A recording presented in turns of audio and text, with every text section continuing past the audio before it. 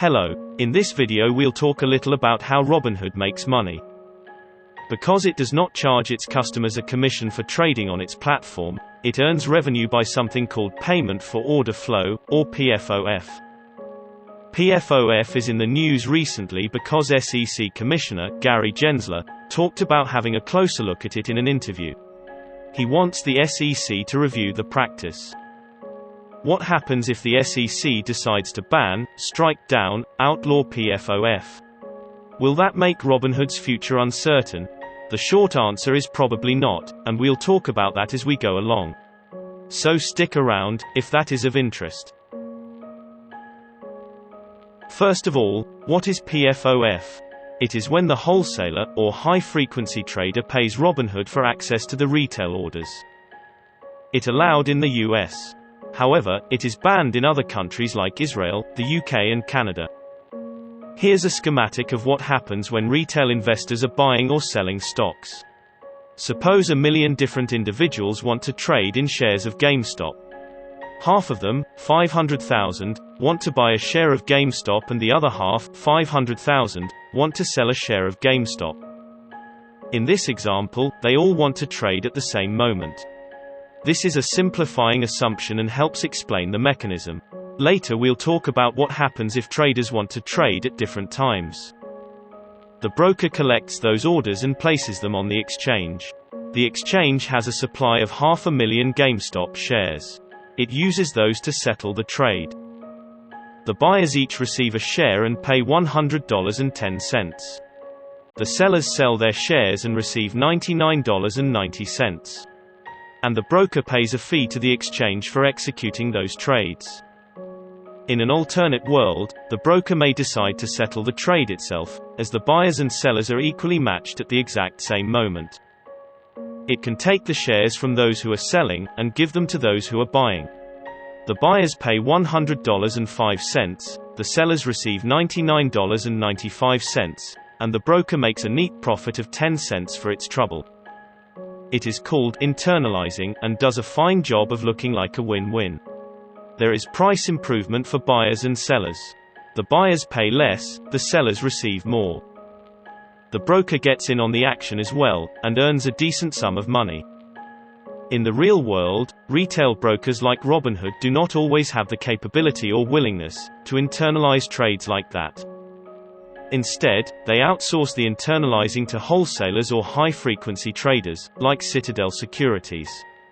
Wholesalers do exactly what was described. They may execute the trade without going to the exchange.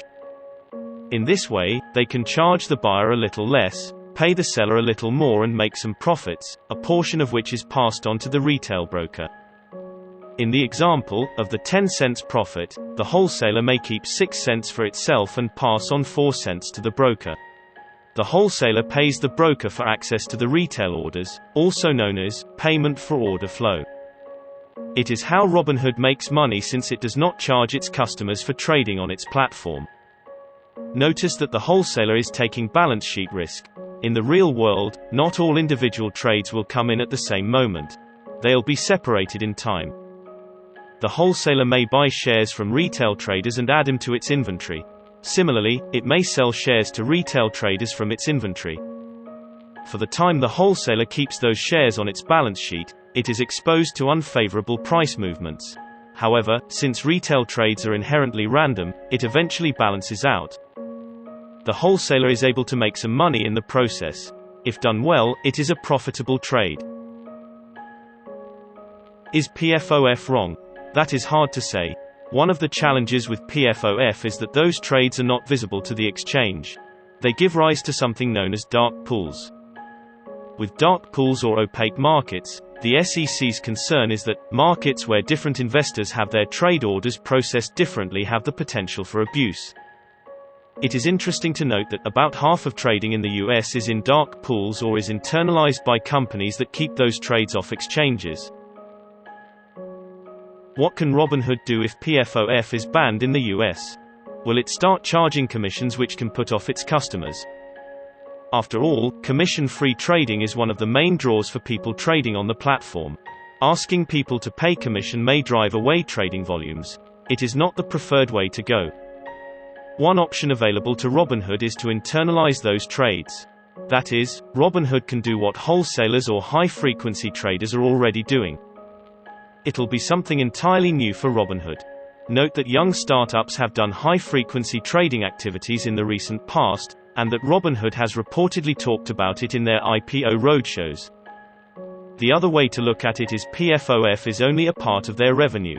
Robinhood earned 41% of its revenue from cryptocurrency trades on its platform, which is not under SEC's purview, yet.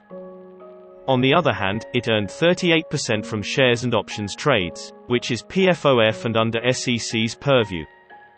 Another thing to consider is that we are talking about small numbers. A recent Bloomberg write-up reported on the math. The spread on retail trades is 1.32 cents with an average share price of $51.55. That is, the spread is only 0.025%. And this spread is then split among wholesalers, retail investors as price improvement, and brokers as payment for order flow. Which is to say that we are talking about really small numbers here. Anyways, so that's it for this video, and if you enjoyed it, a like will be much appreciated. If you haven't yet, please consider subscribing as it is a big boost for this channel. And I'll see you in the next one.